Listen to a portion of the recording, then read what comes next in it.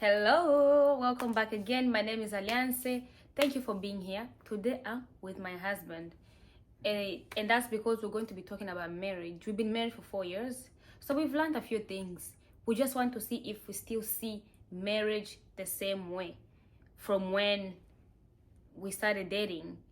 Before we got married, do we still think it's the same? Is it different? What have we learned? What do we think of it after 4 years of marriage? And that's what we'll be doing here. So let's get into it. For me, after 4 years of being married, one thing that I've learned about marriage in general is that it's not for the weak. That's just that's mine. What do you mean? It's not for the weak. Elaborate, Sikie. Don't let me. You have no. You have to be. You just have to be strong and brave. Mm-hmm. You have to really be in it for serious reasons, not just as a joke. You know what I mean? Yes. You know? I think I get it. You know. Yeah. For example, as men, you know, we tend to lack a woman for probably three main things. You know, the first one is lust, where you see this girl, she's pretty, and you know you like her for that.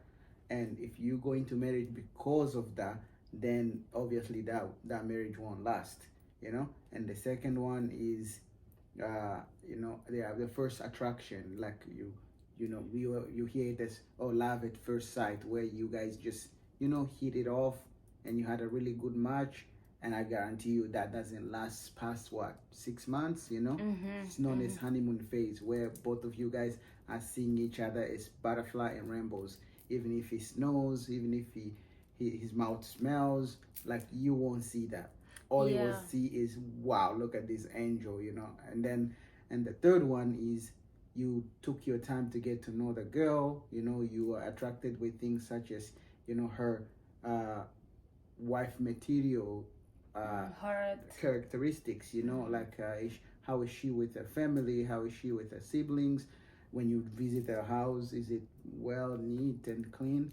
And you know, if you go into a marriage because you are attracted first because of those things, and secondly, she is pretty in your eyes, and third, you know, you are sexually attracted to her, then that marriage will probably last for longer than the people who just went in because they are just attracted because of how handsome the guy is, how pretty the girl is. That's my a thought, like, on the basis, if you are thinking about, you know, dating someone because of marriage, you know, because you just want to, you know, test the waters, pretty much. You have to really love the person, but at the same time you have to understand what marriage is, because I feel like some people get into it, and then when things start getting difficult, they're like, you know what, I'm out of here, it's not for me. So basically, when you finally pass the honeymoon phase, and you start saying, I'm not really okay with him leaving his socks there, I'm not really okay with him leaving his dishes in the sink, I'm not really okay with him skipping shower every now and then, you know. So those things come about, and you either have to cope with it, you know, try to see if they will change, but you know, you are married with a person who is right there in front of you, you know. You don't have that Prince Charming in your head, and if you don't get what you were picturing at the beginning, then you will be miserable your entire marriage life. So you will have to adjust your mindset, I think. That's true. And another thing is, I feel like today most people, because this is what couples put out there, couples who are married, going on vacations all the time, trips and dinners. So most people, when they think of getting married, they think of going to dinner. And I'm not saying it should not happen. It happens. But once they get to a point where it's kind of difficult and the dinners are not able to happen anymore, the vacations are like, you know what, this is not what I thought it to be. Then they just leave. Yeah.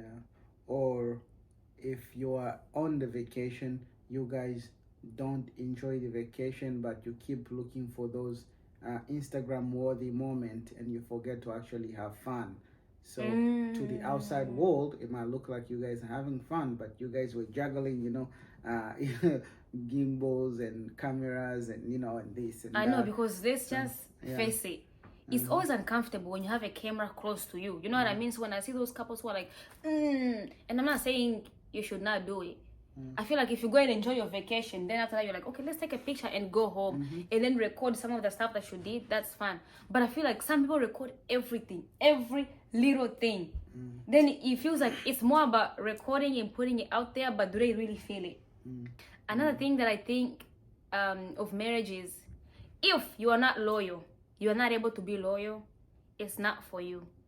It is not for you, because I feel like that is the most important thing in marriage.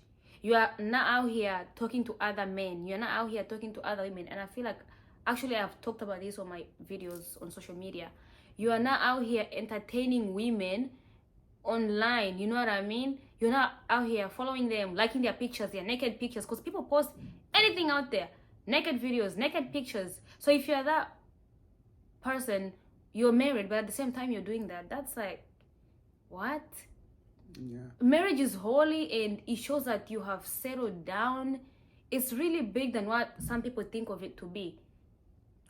So it's not for you if you're like that kind of person, you know what I mean? Yeah. And if you're a man and you want to say, how do I know that, oh, if I get married, I'll be loyal to my wife, you know? If you are accustomed of, you do meet with multiple women a lot before your marriage, obviously, and you finally find the girl, you know, you went to church one day and you saw that the girl, and I was like, okay, I'm not letting this girl go, but you are kind of like shocked, like, but will I be loyal to her? Yes, it will be kind of hard to determine at that point, because you don't know how long you've gone only having one woman, or and then you don't know how long you've gone, you know, practicing abstinency from sex with multiple partners.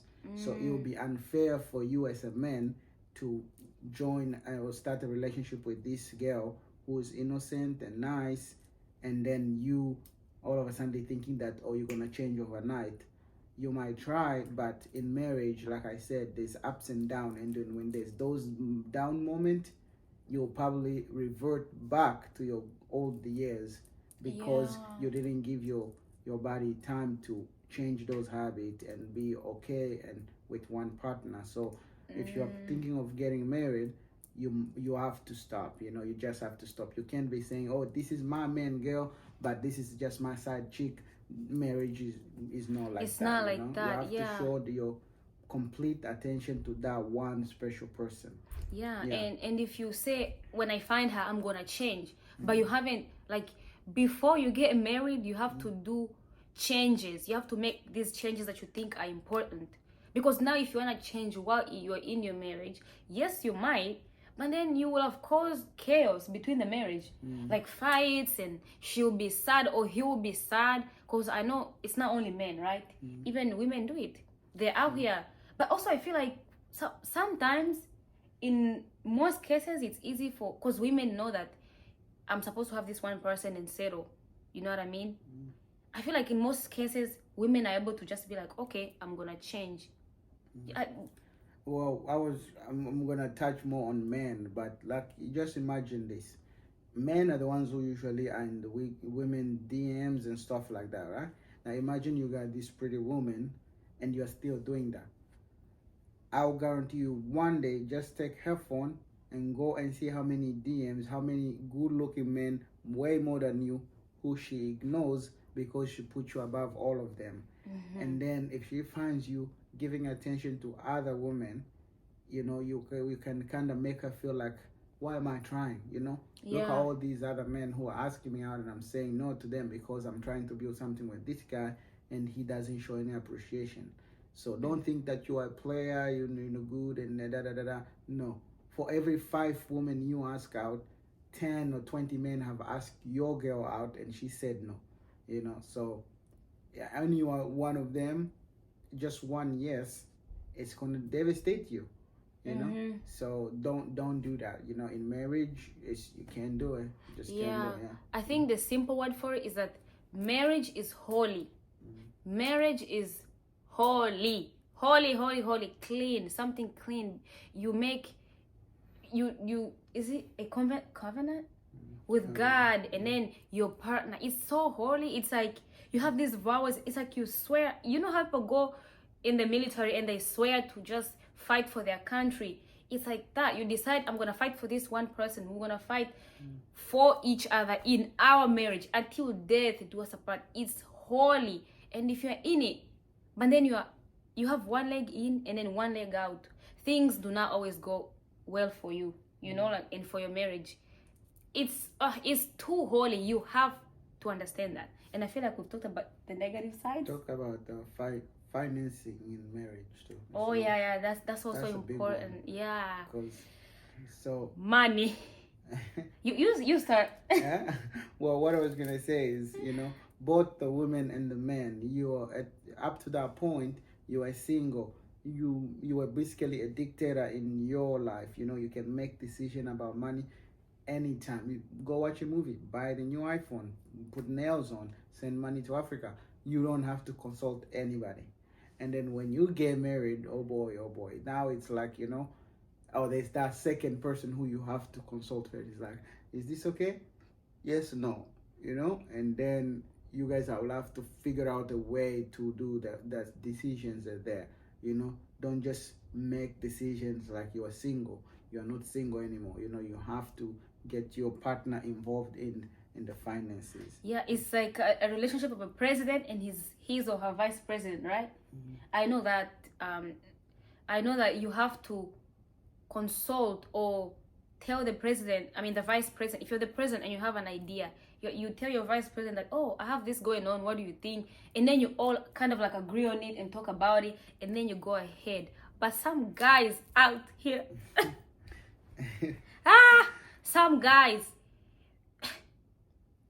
I can say a lot about this one, but I see a lot of my beautiful ladies out there suffering. But not only the women, also men, because I know that this one guy talked to me one day, and he was like, on the videos that you make on social media, you have to talk about how some women, when they get married, right, and they're making money, they use all that money and send it to their family. So they're not gonna support the family with their money. They want, if the babies need like a diaper or clothes or food, the woman will not contribute to anything in the house. But then they'll get the money and send it to their family and give all, like, she goes to work, all her income gives it to her parents to support her parents. And the husband was like, I don't mind, us helping the family. She can talk to me and then we can be like, okay, is this what they need? Now let's help them. But all the money she takes to The family. I know. Yeah, I you cannot do that. As a man, once you say, okay, I found the right person, I think one of the first things that you guys will have, one of the serious conversations that you guys will have is the finance part of it. Now, on a personal note, like me and my wife, when we first started dating, I told her, like, when it comes to money, there's no two people. There's one. And I know that doesn't work a lot with a lot of people, but the other one also doesn't work with a lot of people, where these husband and wife both have separate finances and then they contribute. It's like, are you gonna pay? Is it the other? And I'm like, what? And I feel like it's awkward, Yeah, when like, we're not judging. Yeah. We're not judging. So speaking with my experience for the past 5 years, let's say, because I started involving my wife in my finances before when we were still dating, when we started dating. So 4 years of marriage, like, we have one checking account, we have one bills, and Yeah, it's not that I have electricity and then she got water. No, and our money come together, and then we figure out how much personally do we spend, on a monthly basis. And if there's any Americans watching this, I know you guys have, like, on a monthly basis, have like a clothing expenses, and I'm like, what? This shirt here is saying Arizona. I didn't get it like at Goodwill. No, I bought this when I was still living in Arizona, and that's 5 years ago. So this shirt might be 6 years old. That means I bought this and I'm still wearing it for 6 years. So I don't have to budget for clothing every single month. Yeah. That means I don't have to have a ton of cash allocated only on my personal use. Yeah, you're two people. On the girl side, you as the husband have to understand that women have more monthly recurring expenses. It can be their nails, it can be their feminine stuff and their hair. So when you are budgeting for the family, you have to allocate that. And you as a man can go the whole month without even one expense on yourself. You know, occasionally you will buy, the game, or you buy something fun like a drone or something. Some Jordans. Yeah, but it's not like a monthly thing. So as long as you make sure that your family has electricity, has a place to lay their head, I think finances won't be a problem. Obviously, don't make your wife be financially illiterate. Teach your wife. Build a credit score, because in the future, if you guys decide to buy a home or something like that, her credit score will come into account. And her career will come into account. So she has to still be able to work without you. And God forbid, if anything happens to you, you wouldn't want your widow and your kids starting struggling finances, or whatever you were building crumbles because you didn't involve your wife in it. Okay, so that's what have worked for us personally. Yeah. And I remember this one time, my wife, apparently she told some Bembe women, and they told her, oh, he's gonna run away with your money. And I'm like, just having that trust issue with the person you are married to means that there's some big problem underlying between them. The fact that the wife would think that the husband will run away with the money. You just have to be open to each other. Like, I know, like, some men, and a lot of African women complain about this. Like, men here will get all the money, go to Africa, build lands. The wife does not know about it or anything, even the kids. You know what I mean? That's not nice. You just have to just communicate, talk, and I feel like the reason why all these problems happen is because there's no trust. And I feel like if they work on trusting each other, it will be easy. Yeah. Also, the pressure of having kids in the African community. So when you two decide to get married, everybody has a goal why they're getting married. People get married because they want to start a family, meaning, they want to have kids. So the first year of marriage, they are dropping babies everywhere. And some people want someone who they want to grow old with to share memories. And if you have kids involved, that means it's more money making those memories, going to the Disney World, Disneyland, and a little bit difficult. Europe, Africa, and you become more difficult to do that. So some people might put aside having kids, and then kids will come into the picture later on. And so for the African singles who are thinking of getting married, that's something that you guys will have to decide. Yeah. Okay. Do you want to have kids? You want to have kids after your right wedding, away, or you want to wait 2 years after, 3 years after, 4 years after, 5 years after? And you guys have to be firm when those in-laws and family members start pushing you guys. Okay, so we are waiting, finally waiting. No, it's no, been no. 2 years. It's been 3 years. It's been 4 years. At the end of the day, the babies are expensive. That will be your priorities. So you have to make sure you guys are finally ready. Yeah, financially too. Yeah, financially ready to give the baby the life they deserve. Because there's some people who are living here in America with kids, and their kids are growing up like they're still in Africa. So that's no good. The kid has to have like well nutrition. The kids will have to grow at the same rate as other 1 year old, 3 year old, because you have the food and finances to provide for that kid. Not just we had a kid, Mungu alisaidia, no. Yeah, you have to plan that things, Yeah, this is something that comes across marriage a lot, especially in the African community. I'm glad you talked about it, because it's really crazy. People will plan your life for you. For example, we've been married for 4 years, right? Obviously, our goal was not to start having kids right after we got married. But people who see us and they know we've been married for 4 years, in their heads, what they think we've been trying to have a baby for 4 years and we've not been successful. Yeah, no, yeah. But that's not it. People have different goals, different plans, And I think babies are beautiful. Come on, guys, who does not want one? But you have to grow together first.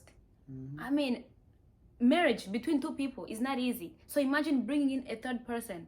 You have to know each other. You have to figure out how to do things, work things out. alone on your own, then you bring in someone else because you don't want this kid to suffer. You know, when they grow up, they're like, my mom was this and this. My dad, come on, we don't want that, you know?